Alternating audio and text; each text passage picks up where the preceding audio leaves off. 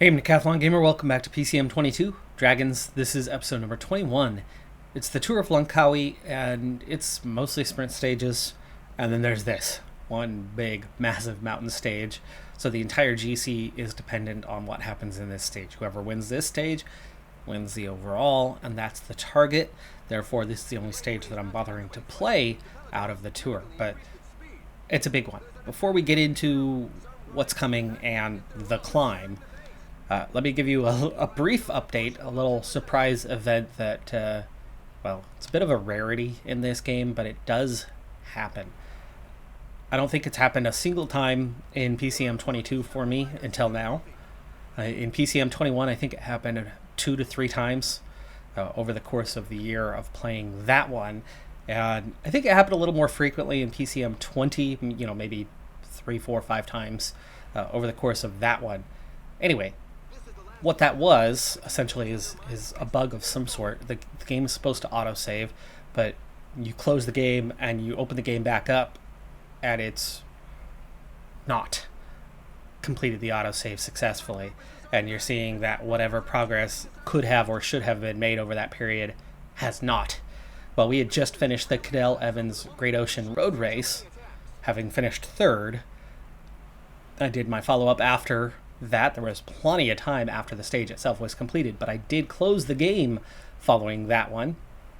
When I opened it back up this time, we had retreated a day. So we were back to, once again, having not done the Cadell Evans Great Ocean Road Race, and because I had already shown it to you, I was like, we'll just go out there and hopefully I can still, grab a top 5 or better with Schechter. Well, knowing that we could have gone that little bit earlier with Schechter this time, I did go that little bit earlier, and that was the difference. We ended up winning. So Schechter won on the second go. It was completely unintentional. Like I said, it was an actual bug by the game. I didn't want a second shot at it or anything like that, but Schechter has opened his campaign with a victory on the second go round, and that presumably is the one that's going to stick, because I plan on, well, recording like 3 episodes over the course of today, so I'm going to be in here for a while. I think we're going to proceed quite a bit in that calendar, so that one apparently is going to stick. 31k to go. Let's start focusing in on Langkawi, and this is that 2HC level, but this is going to be worth a fair number of points if we're able to get a result. 21 kilometers in length is the climb. The average gradient is 7.3%, so roughly 7.5%, with a max of 17.4. And that max, you can see, comes at the end. The red, the orange red, the steepest area is definitely in that final 5 kilometers, 4 kilometers of the climb. And we are about to begin on the climbing. There is still a breakaway of 10 riders, but you can see them just up ahead off in the distance with a 3-minute advantage, and they've been out front all stage long, and this has not been an easy pace. Also, I've had a very good draw, not a perfect draw, as we're seeing a couple of the contenders attacking very early on this climb, but that's a long ways out. As long as Flores is chasing sufficiently hard, I think we do not need to worry about those guys. As you can see, we've already brought one back, and the other one's about to be brought back. Alpasov is going to fade the earliest with his -2. He's the only negative draw. The expected was a +2 for the entire team. So that was what they came in today, and we've definitely drawn a little bit better than that. So it's a good draw today. And Ignai is probably going to be the next guy. No, Locke is going to be the next guy fading here. And Locke, let's see, Alpasov's going to be gone. Yeah. Down to 82 in the peloton already. We are well positioned here, 79 left, but look how tired we already are. King and Yamamoto. But we're halfway up. Surprisingly, we are halfway up already. Okay, this is probably the big move. Oh, no, it's Cluckers again, but Johannesson? That could be a winning move right there. But let's see what the response is. Max's team is still chasing pretty hard. We're seeing more guys. Narvaez, Taplak, not as worried. Narvaez is a great puncher, but he's not that strong of a climber. Still being patient for now as we go past the halfway point. We're going to get a brief respite here. We got 10K to go. Yeah, more than halfway through the climb now. But look at those tired, very, very tired legs already at this point. And there's not a lot left in. So for now, we are still trying to be patient and hang on. As the front of the field is 2 more guys attacking. That's 4 off the front, as we've definitely brought back. Is that all breakaway riders, or do we have Johannesson? I think Johannesson's the only one who's broken away. The other 2 are left over from the break. Kang is maybe looking the best today. He's got an 81-84. So Yamamoto, as much as I want to ride for Yamamoto, we've got to take what we can get today. And so we will take a trio with 8K to go. Gel for Lieberman. Put those 2 on auto, and we're down to just 25 in the break. The other Yamamoto, of course, there's going to be quite a few. Japan has such a huge database, but there's only so many names to pick from. Gunai is about to get dropped, and we're really seeing this peloton shrink. These guys are about to become disconnected. Flores included. We're down to 13, chasing 4, and Lieberman will be done quite soon. So Yamamoto will gel up, and we will prepare to have him take over. Those 3 guys are not that far away, so for now I'm not too worried about it. Yamamoto will now just sit and hold position, and Lieberman, put him on auto. So 17 left in contention, 5.6K. Those guys are starting to pull out a little bit more of a gap, so but they are being chased. Jan Hurt doing the dirty work right now on that one. And again, not enough in here to put our foot down at the moment. Let's hope those guys get brought back. And they are down to 17 seconds. And we're down to 11 left in contention. And Kang just hanging on here. Yamamoto, do your best to try to hang on for him. Top 10. We've got a top 10, but how much higher can we go? 3K. There is one other team with two teams with 2 riders here. And you're seeing a couple of those guys fade now. 2.8K. Kang is hanging on, but I mean, just barely. He definitely cannot attack. And remember, this is the steepest portion of the entire race right now. I think we're about to see this drop to 7 riders, and we do. Yamamoto is out. Yamamoto just climb at your 99. Kang just hanging on. Top 7 now. 1.9K, but he is literally just hanging on. Not sure he's going to get much higher than 5th or 6th here. Yamamoto actually pulls it back because of his climbing pace. Inside the final kilometer, Kang, though, does not have enough to push.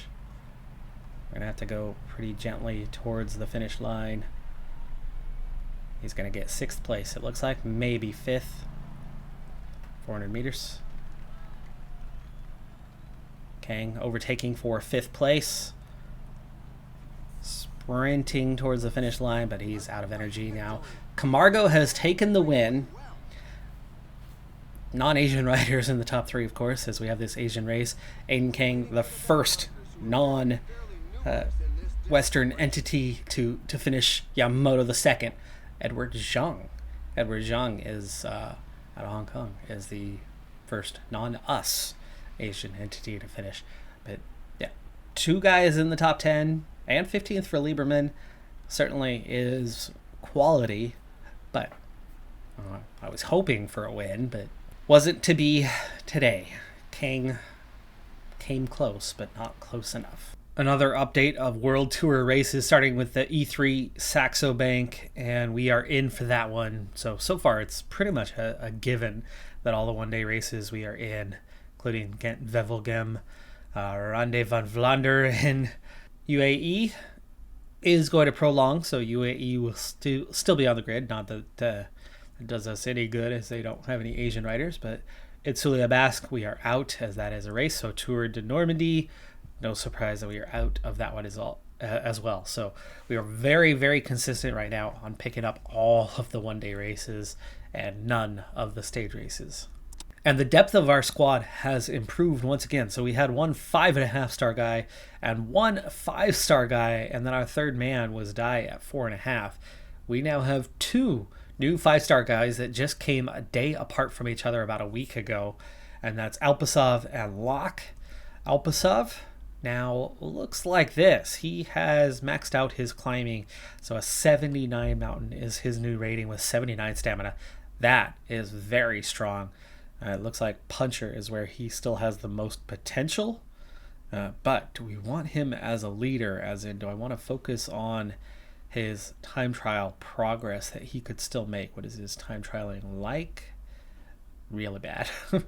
Really bad. It's not going to get that much better. So I think we're better off getting the punchy side of things for his training regime for now. And as for Locke, he now has a 78 mountain with 75 hills, 75 time trial. He's much more well-rounded in that department. 76 stamina as well, 74 resistance and recovery. Means this is the closest thing to a Lutsenko on our squad at this point in time as a well-rounded entity. Cobble rating definitely still has some room. It looks like he might have one more point of mountain, so I think we might keep on with that in the short term, but he is so close to maxing everything out. And as he has time trial points as well, I suppose we'll keep up the stage racing and hope that we can get that 1 to 2 more points of each of those.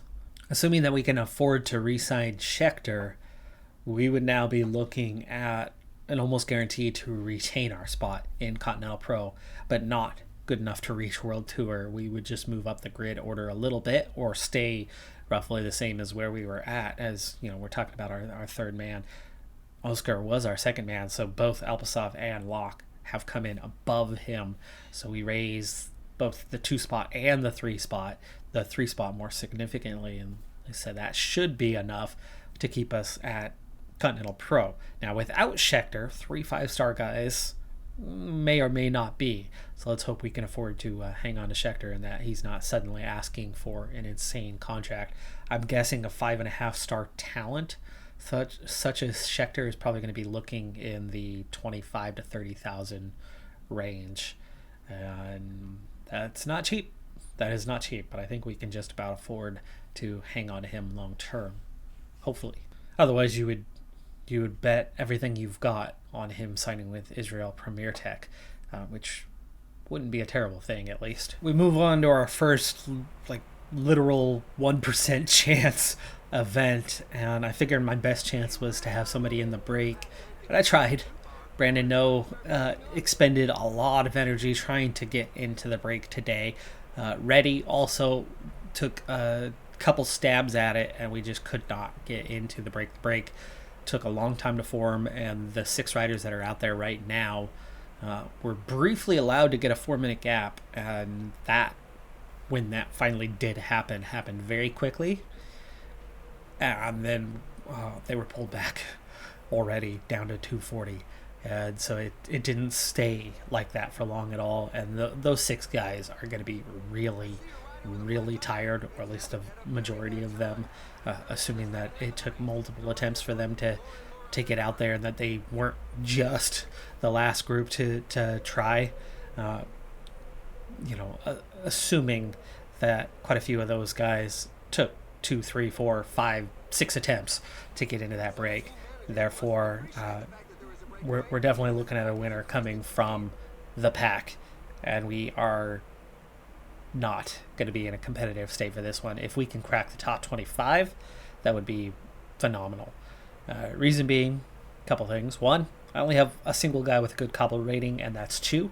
He's on a 0 race day condition. Second thing was nobody had this as a objective. I don't think Chu did. I know I put Chu down for a couple of events, and I don't think this was one of them. He's got a couple coming up here shortly, starting in a week or so, but this one did not make that list. For one reason, we didn't have this initially, and it was an add-on. But you can only throw in so many objectives before you're going to absolutely destroy a rider. And so this, at the beginning of the Classic season, just didn't make his short list of key objectives. But anyway, without much of a race day condition for the team, expectations are absurdly low. But this Omloop is not massive when it comes to the cobble rating necessary, but that doesn't mean it's an easy race. And we are talking about some of the world's best riders now, really going up against them for the first time. We've beaten Caleb Ewan head to head, and as good as he is, he's not Wout van Aert. He's not Matthew van der Poel. That this is going to be a difficult ask to do something. You can see Oscar, Reddy, Schechter, No are all already quite tired with 70k to go. But as the peloton is splitting, so far so good. That front group is down just inside 2 minutes now, and I would imagine that they are going to be feeling it and breaking up before too long, just from the effort that's been necessary to get through today. As the back group regains contact. And we're now at 63k to go. Once we get past this Wolvenberg climb and cobbled sector, we will focus then on getting water. Luckily the climb comes first, and Oscar, go ahead and drop back and get that water. Didn't have to retreat very far, it looks like. That's good. That is good. Alright, water is done now for the race. We got 51k to go, and the field just split a moment ago. I was just about to up the effort to make sure that we don't get caught behind in splits. This is going to regain contact, and does. And we put everybody up to an 85, and then it splits again. And it splits roughly where we were, so it's like Reddy was the one who kind of lost contact there. It's going to come back together, but this is making a lot of guys towards the back push extra hard, and yeah, positions are all over the place at the moment.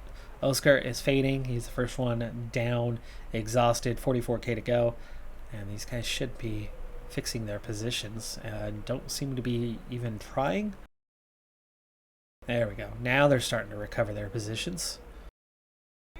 Oscar was protecting Taraskin, so we should probably get Brandon No's going to start fading as well. We've only got the 2 cobbled sectors left, so this is going to shake things up. 88 chasing 7 riders just attacking, going clear. It's the next 2 cobbled sectors that are going to destroy us. And I really feel like I probably need to, now that the 3 domestiques are done, from these 4, pick my 2 leaders. So Chu has the best cobble rating, but is not a very good climber. A cobbled two cobbled climbs that are challenging. So it's Taraskin with a 70 cobble and the climbing ability might be one of the favorites. Reddy is definitely not, so we'll put him in. And then are we looking at Dai? Well, Dai is going to have the best chance if there is some sort of sprint, but look at Chu. Neither one can climb. But Chu has a much better cobble rating, and as much as Dai is the better sprinter, I think Chu actually has a better chance of making it there. We will up that effort big time when we go to hit those climbs to hold our position. These guys were trying to attack. They've already been reeled in. 57 is all that is left here. Hey, we've made the top 50 today. Wait. Gel. Let's hope we can hang on. This is the moment of truth. Here we go. 4 stars and a climb. This is absolutely devastating for my guys that just don't have the combination of climbing ability or cobble rating. And you can see Chu and Dai get dropped here. And now we're looking at Taraskin up front by himself. 16 chasing 20, but Taraskin hangs on. Trying to see a couple guys attack here. Taraskin, go forward. Not trying to attack, but make sure if you're not going forward, you're going backwards on a situation like this. 3 stars. 5 guys go clear, but Taraskin is still in competition with 10 other riders for a top 10 overall finish. Not much of a sprinter, though. Meanwhile, Chu and Dai hanging in there, not too far back. If they come back up to those guys, then they absolutely could do something. But you got 6 at the front that are attacking each other. 9k to go. Dai does not have enough to be the sprinter. He's too exhausted, so he'll continue to protect Chu. And they're about to make contact. Yeah, come on, get in there. I'll take 2 out of 4 guys making contact here. And they are in contact. Now I've got 3. That's beautiful. 5k to go. Sprint train. Chu is the sprinter here. Dai getting used up right now, even though he is obviously the best sprinter choice. But let's bring this forward. Let's gel up and gel up. And Dai is done. On to Taraskin. 3k to go. 2.7. 2.3. Taraskin starting his sprint to try to get through these guys. He's going to have to keep going. Chu does not have much here. Chu does not have much. Chu's going to have to come in a little bit late on this one. Let's just get that top 10. Asgreen has taken the win ahead of Sheffield and Koster and Askey. Battle for a top 10 is going to just miss. It looks like we're going to get 11th.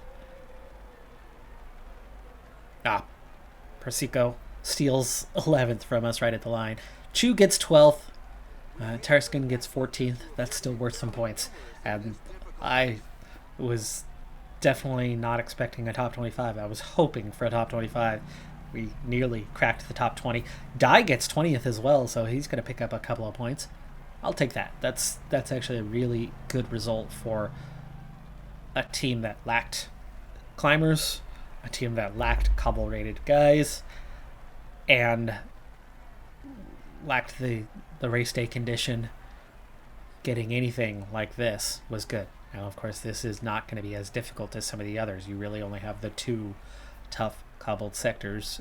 They disintegrate the field, and we didn't get disintegrated. So I suppose that was pretty good. Definitely going to keep a much closer eye on this season. World Tour rankings don't matter, but Schecter is 15th. Continental rankings themselves don't matter, but we are not scoring in the Continental at the moment. Super Prestige is what really counts, and yeah, we're not that high. Schecter is 78th. Kang is 132nd at the moment. As a team, we are 12th in World Tour. We've barely scored any points in Continental at the moment, but in the Super Prestige, we are 25th, tied with Global 6.